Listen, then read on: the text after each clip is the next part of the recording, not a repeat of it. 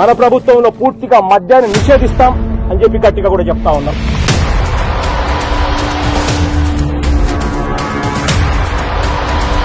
और एक बड़ी खबर मिल रही है, आंध्र प्रदेश में शराब घोटाले की जांच लगातार चल रही है. Irregularities in the liquor sale. The 3,200 crore liquor scam. నేను ఇదివరకు గవర్నమెంట్ వైన్ షాప్ లో సేల్స్ మెన్ గా చేశాను. ఆ బ్రాండే అసలుకి ఫేక్ మన స్టేట్ లో. ఇది స్పిరిట్ కల్తీ కాకపోతే పేగులు ఎందుకు బొగ్గు మాట్లాడండి. జనాల్ని చంపక తినేస్తున్నాడు, హాస్పిటల్ పాలు చేస్తున్నాడు. నాకు చాలా బాధ వేస్తోంది సార్. దయచేసి మందు ఎత్తైంది సార్. మా లాంటి ఆడపిల్లలు బాగా సుమంగలిగా బతుకుతారు సార్. ఇంకా నాకన్నా చిన్న వయసు మా అన్నదమ్ముల్లో పాప ఇంకో పాపగానే ఉంది. చాలా మంది ఇట్లా చిన్న వయసులే పెద్దోళ్ళన్నా కాదు.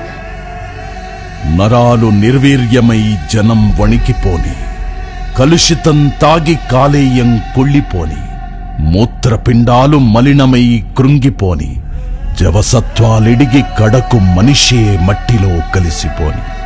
వాళ్లకేమక్కర్లేదు, జనమేమైపోయినా చింతలేదు.